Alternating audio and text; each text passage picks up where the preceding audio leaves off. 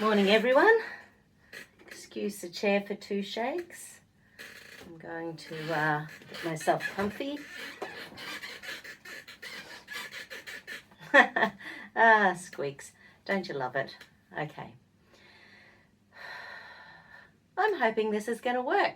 Let's see how it goes. So a couple of days ago, I actually started part 1 of this video, and I thought, okay, so here we go, part 2. And at the time I was chatting about shame and guilt. Now, the big difference between shame and guilt is shame is something that someone else has put on you at the moment. It's happening all around the world at the moment. There's a massive mainstream media push to make anyone feel guilty who has any alternative views. It's happening just everywhere. So we know exactly what this is. They've done studies to work out how best to manipulate people on the planet at the moment. There's oodles of these studies out there by the big guns like Harvard. So this is not a surprise to anyone, I'm sure. But people who are more alert to deception, people who are more able to see through the dogma, people who are more able to look at things with a critical mind, as opposed to people who go along with a belief simply because we've been told it for our entire lives, are finding this more challenging. So I just this morning uploaded something where I was talking about this technique of binding, and I was thinking about the whole shame guilt thing. So shame is when someone else is making you feel guilty. Guilt is when you take it on yourself and you feel bad about something you've done. And you can imagine from a brain perspective, that's not necessarily a bad thing. It's good to feel a bit guilty if we're twats, you know, so it's sort of, it makes us not want to do that again. So it can actually help us to be better people if we listen to it. But with the shame, that's where we can use this binding technique. So you all know my 999, 999, 999. To me, that's from the map of consciousness. The map of consciousness is a scale from 1 to 1,000.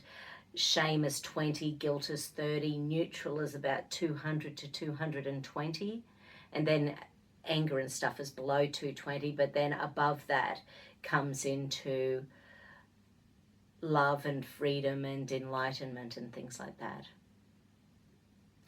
So when I'm doing the little bind symbol, I want you to visualize someone in your life who doesn't add to it, someone who makes you feel bad about yourself. Even if it's yourself, you might be holding yourself back and stopping you from moving forward, and you might not even be conscious of it. But sometimes we even need to bind ourselves, you know, in order to stop us from hurting ourselves if we are consciously or unconsciously making the wrong mistakes or making the same mistakes over and over and over again. Okay, so I just want you to run your central meridians. Actually, let's shift the energy just to start with. We want to raise that vibration. 999, 999, 999. 999, 999, 999. 999, 999, 999. Okay. So run that central meridian. Increase that energy to your frontal cortex, allowing you to think clearly, openly, consciously.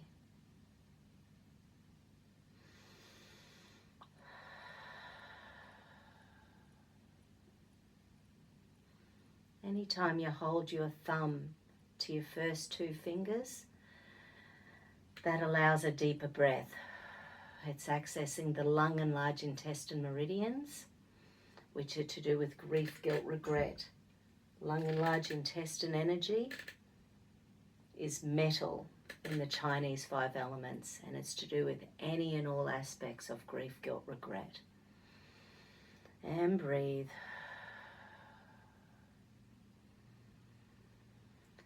So have a look to your past and find a time when guilt or shame were part of your world.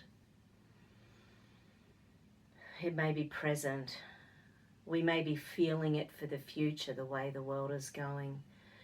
We just might want that to be energetically included in our entire life up until this point. I want you to feel how big that guilt and shame is.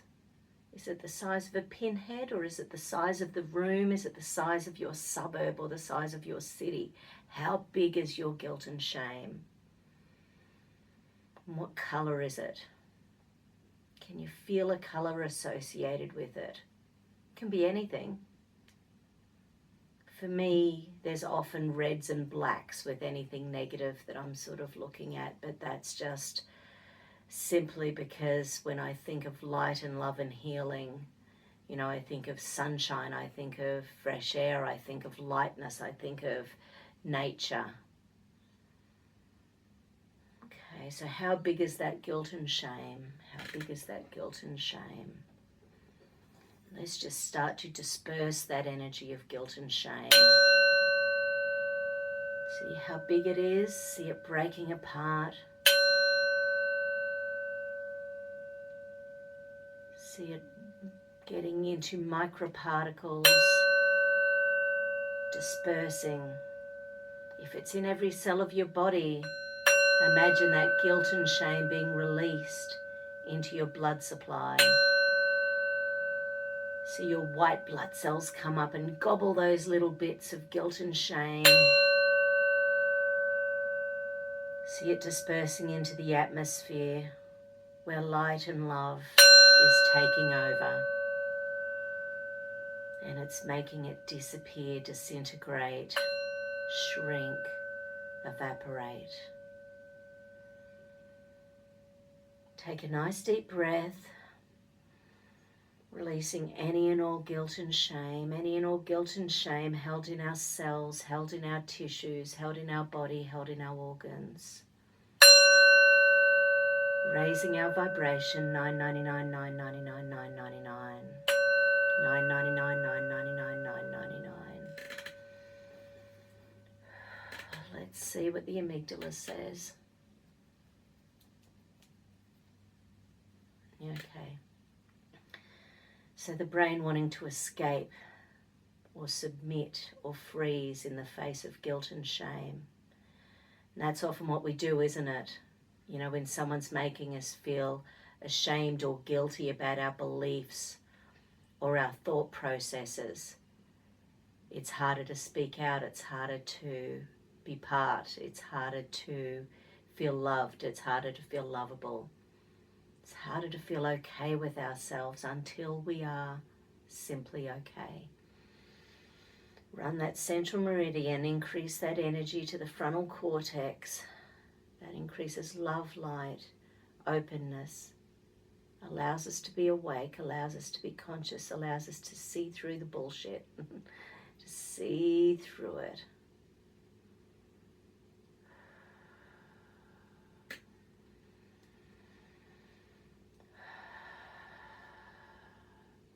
Sometimes submitting is the sensible thing in that moment when there might be a conscious danger.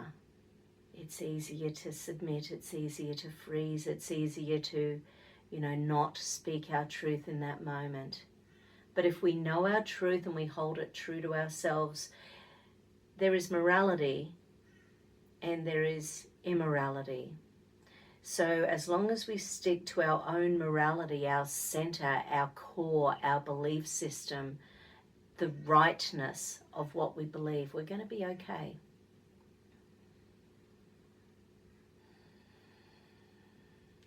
We need to let go of manipulation. We need to let go of those powers that are trying to make us all think the same way. And when you look at your heart, what does it say? What does it say? Is this okay? Is this right? Or is it simply easier to go with the flow? How easy is it You know, wouldn't it be lovely not to know anything that isn't? It would be so lovely to go back to a year and a half ago and not know any of this stuff. The big stuff that's going on the planet at the moment. Huge march this weekend all around the world. If you're somewhere across the planet who believes in freedom, liberty, potentially, have a look, see if there's a march in your city.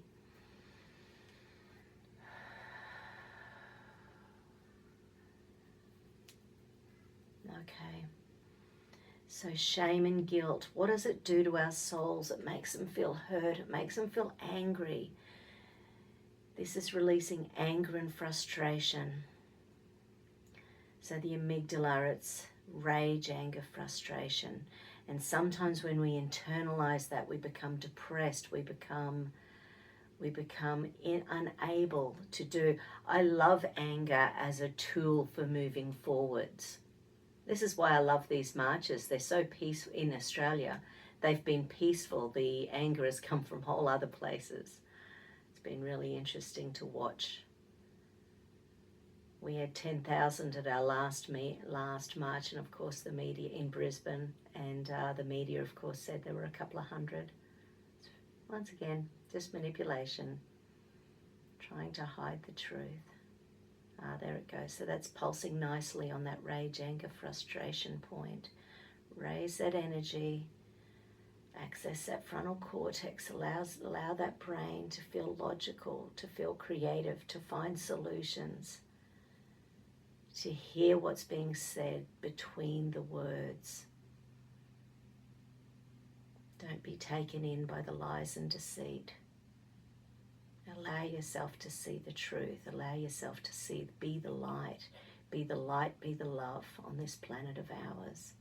On this gorgeous, beautiful, healthy planet of ours. Okay, so now just for a minute, I want us to energetically think of anyone who's ever done evil to you. Anyone who you think is doing evil on the planet at the moment. Because that's your truth. That's your truth. Okay, so with these people doing evil, or who have ever done evil to us, or they may be faceless, nameless, unknown people, but we know there's evil going on. So it simply may be faceless, nameless, unnamed humans on the planet. So find those people, bind them from their shoulders to their feet.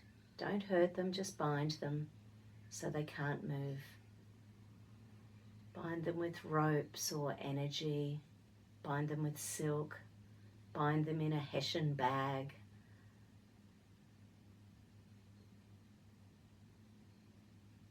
And then pop a silk bandage or a silk ribbon around their mouth so they can't speak, they can't hurt you. Put some earmuffs on them so they can't hear. Put some dark sunglasses on them so they can't see. And energetically put them to the side. Let them float away. Let them shrink into oblivion on the planet. We don't need them. They are only hurting people. Evil people don't stop hurting. It's part of them. I never knew there was such evil on the planet until the last year. I've always believed that people were generally good.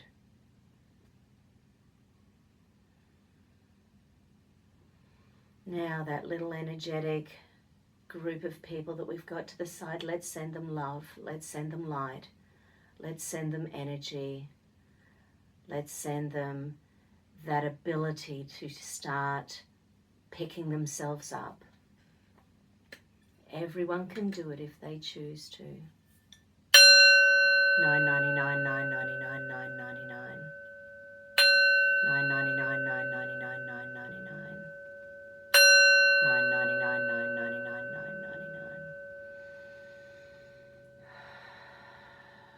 999. And breathe. How you feeling? I'm feeling really calm after that. Interesting. It's taken me days. Maybe that's why it took me days to do that one. Maybe it's just needed something a little bit extra. So, binding technique. If you have a negative thought about someone, just close your eyes, energetically bind them. The more you do it, the quicker it'll take. And energetically send them off. And the more you do this, even if someone is right in front of you being abusive, it will give you back your power. They can't hurt you. They can't hurt you. Bring together your heart energy with your conscious thinking. Allow that energy to go to your conscious brain. Allow that vibration, 999, 999, 999, 999, 999, 999. Allow that vibration to raise up into every cell in your body. We're going to be okay. We're going to get through this. It's going to be weird for a little while, but that's okay. Okay, everyone, take care. Love you. Bye.